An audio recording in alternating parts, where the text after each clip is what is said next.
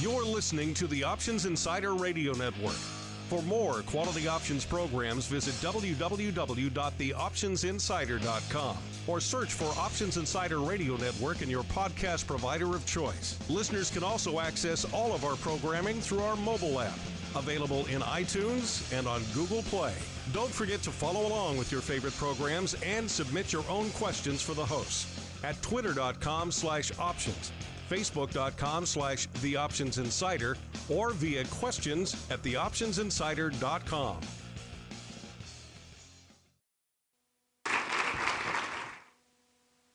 Thanks, Mike, for your update. Every year we have the privilege to honor someone who has impacted and contributed to our industry. This year is no exception. I would like to welcome my colleague and friend, Will Easley, to present this year's Sullivan Award recipient.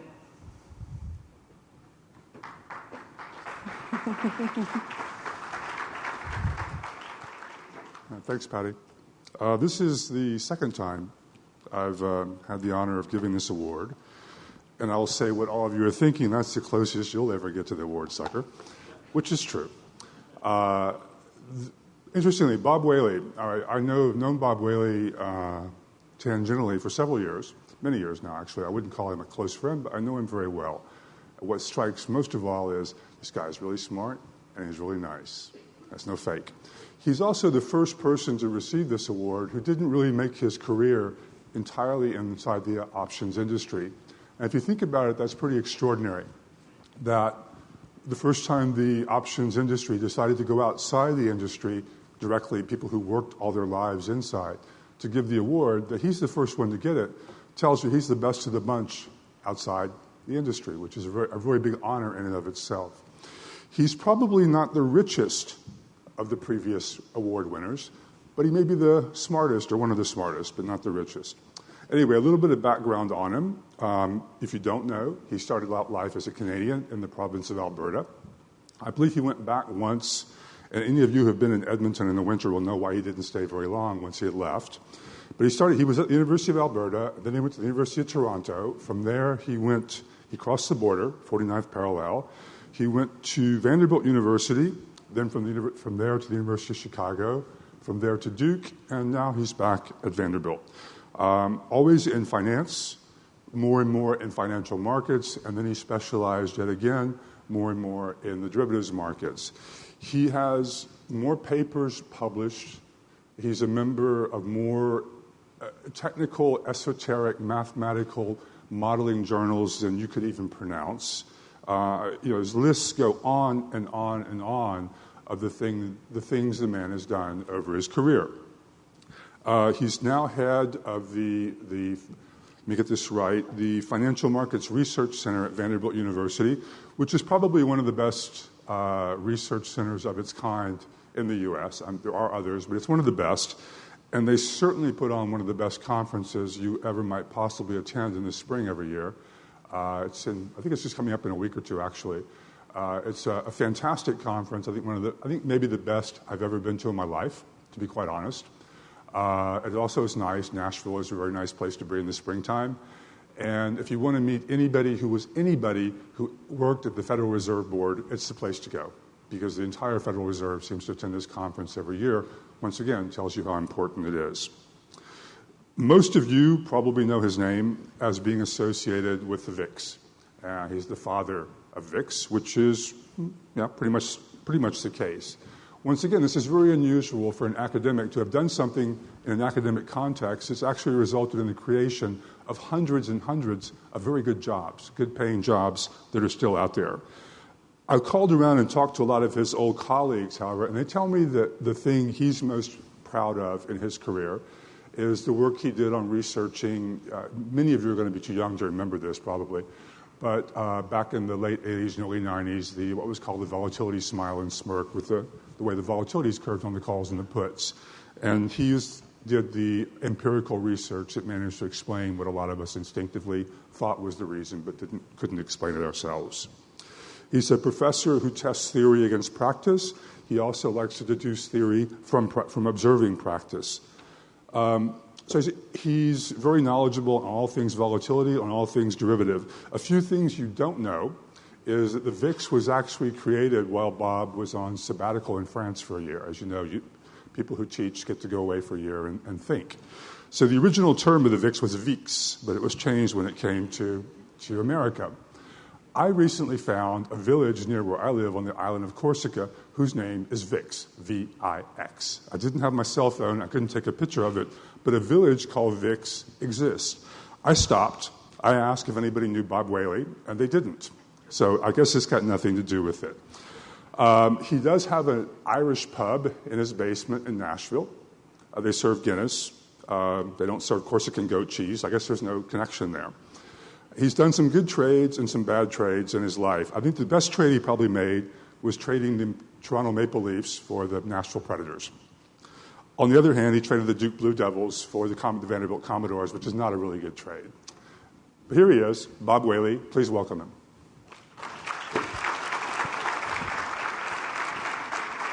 Congratulations to you. Thank you. Thanks for the kind remarks. I'm pleased to be here. I'm a little nervous. Tony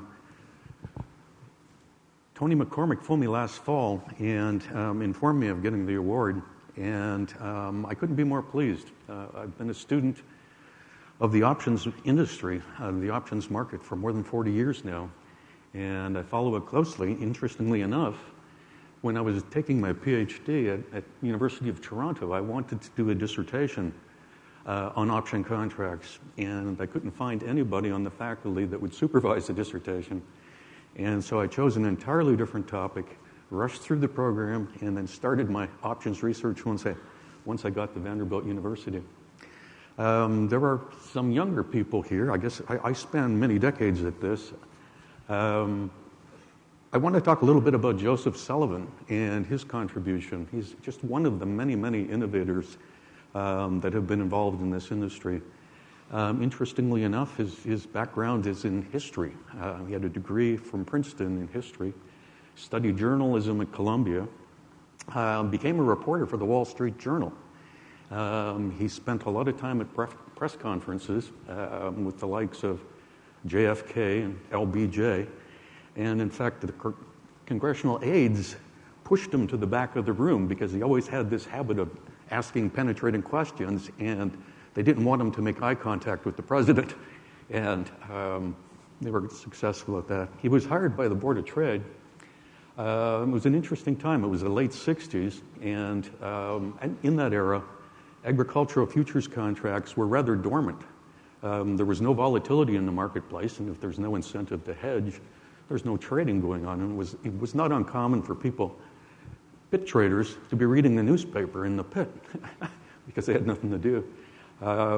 So he embarked with some others on this effort to get financial contracts, derivatives contracts on financials. The first one that was suggested was actually a cash-settled futures contract on the Dow. That was back in 1968. And they put that idea aside because they were going to run afoul with both the SEC and the Illinois state gambling laws. And so they gave up on that. They moved over to options. At that time, the option market was a privileged market in New York. It was a one-sided market. You could get in, but you couldn't get out again. They had the opportunity to create a stock option market. It wound up being in the Smokers Lounge in the Board of Trade building. The rest is history. In 1978, I think they traded 2,500 contracts a day. These days, they're trading millions of contracts a day. Joseph Sullivan was the person that created that and became the first president of the CBOE, and has made an indelible impact on the industry. So let me talk a little bit more about things. I wanted you to have 4 takeaways from this particular talk. First, I wanted to talk about Sullivan. I don't know where my picture is. You see a picture of Commodore Cornelius Vanderbilt? Here we go. I want to talk a little bit about Vanderbilt. That's the university that I'm at now. It's the university that Will Easley graduated from, curiously enough. Commodore Cornelius Vanderbilt was not known for his philanthropy. He made one donation in his entire life, and that was to Vanderbilt. 1873, he gave $1 million. He was under the influence of his new wife. He had been widowed in his late 70s, and he married a young woman, 45 years his junior. And she convinced him to give money to the university because there was a minister there that was trying to form this university, and she was great friends with him. Vanderbilt has had many illustrious graduates, and among them, the tall gentleman there is the person that just introduced me. I had heard Tony mentioned, and when he told me that Whaley was going to present the award, he kept snickering, and I thought I was going to get roasted, so I had to spend a little bit of time getting some dirt on Will. I did manage to get this picture from a friend of his. What else did I find out? His dog is named Presley. His first dog was named Ellis. He has an affinity for Memphis, I guess. But anyway, the birthplace of Vicks. I want to talk a little bit about Vicks and how it got started, and then I want to talk a little bit about how it made a dream come true. That is actually my wife. She's in the front row here.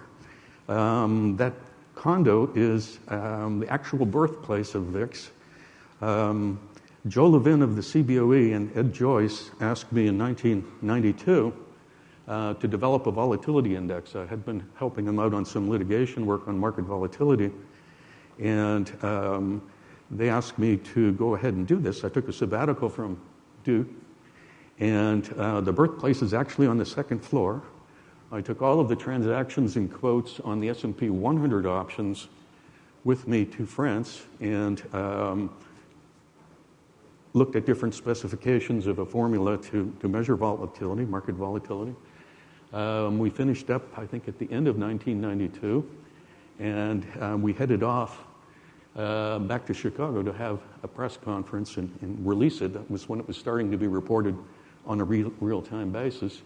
There have been changes to VIX since. The S&P 100 options have largely gone by the wayside, been replaced by S&P 500. But that's where it all got started. Now, why would you say this is a town called Aunay-en-Bozois in France? A few blocks away, this was our view. So you might want to appreciate that if you want to understand why we went to France and enjoyed ourselves for that time. I guess on a more humorous note, I want to mention that I'm the only Canadian that can't skate. And I always dreamed Hockey Night in Canada was the only show on television in Canada when I was growing up. On Saturday night, you watched hockey or you watched nothing on CBC. And at that time, there were six teams in the league, one of which was Chicago. And the Chicago Blackhawks were my favorite team. And I always dreamed of being on the ice in Chicago with the Blackhawks. My favorite player, I don't know if any of you are old enough to recognize that. That's Bobby Hull. He used to do commercials for dental floss. But that was in the era where they didn't wear shields over their face, and they did pay the price. But how does that get to this issue of a dream come true? Again, I wanted to be on the ice in Chicago, and I finally made it. My son sent me this picture from a hockey game in Chicago, and the CBOE prominently displayed their name. Again, I appreciate the honor. It's important to me. It's very important to me, considering my association with the industry over all these years, and I sincerely appreciate it. Thank you very much.